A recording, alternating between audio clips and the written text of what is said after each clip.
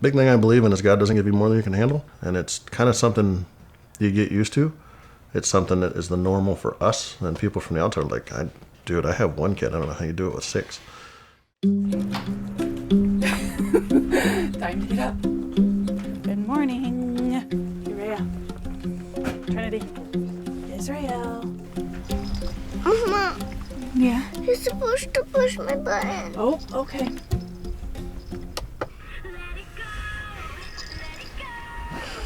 It's time to get up. An old teacher of mine told me I was going to have 6 girls. So I pretty much figured, she's a nun. So, she obviously is a little closer to God than I am. We have Trinity Lavender. She's our oldest. She's 13. Kalina Sarai, who is 11. Nicolette Anastasia is 9. Uriah Stefani. She is 8. Samia Lee is 6. And Israel Elizabeth is 4. Being organized. It's got to run on schedule. Move, please. You're running late. Breakfast is at 6:45. Chores are at 7. Loading the car at 7:15. Those are our marks. All right, go. In the car. Israel, car. I have probably the easiest job. I go away to work. I come back 12 hours later. She is definitely the logistics coordinator for sure. Figuring out in advance, what meals we're going to have for when we're doing what activities, time coordinating with one another, who's going to do what, and that kind of stuff. I am going to pick up the girls, and then I'm going to go to practice, and we're going to eat dinner there, and we're going to do homework there. Soccer is probably the busiest because it's 5 teams, 5 practices, 5 games. The logistics of loading and unloading 6 children and all of their stuff is a process. And it's just easier to go to a location, sit down, do our homework, and not have to stress about going home, unloading, maybe get some homework done, maybe grab something to eat, and then race off to practice again. Mama, I also really need help on this. Okay, Trendy, can you switch with Nicolette so that I can help her? Okay. It's out of necessity, but it's what we want to do for our children. It's our dream. So we work at making dinner, and we eat it in the car and wash our dishes when we come home. Must. You must finish your homework before you can watch the game. Ha ha ha. Must. What will you have? Jack said.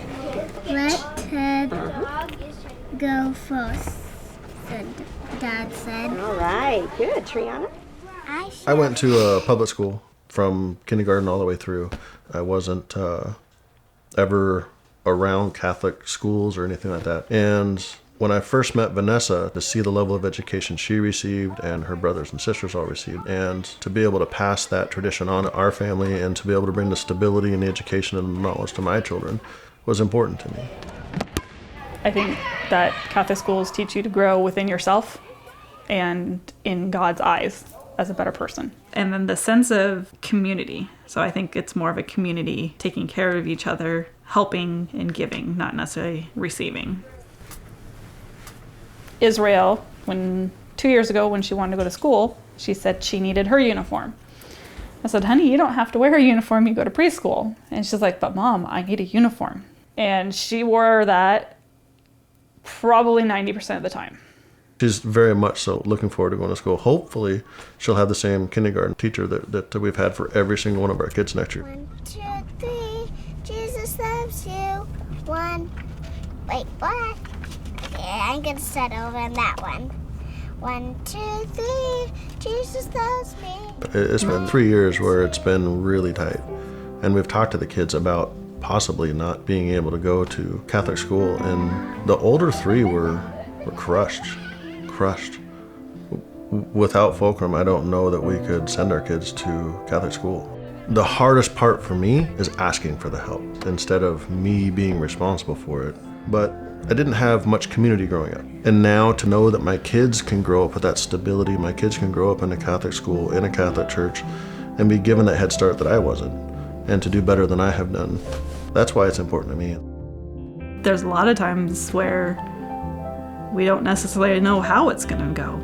For the girls, it's a prayer every year whether or not we can continue to send them there. And we just cherish every year that we're able to.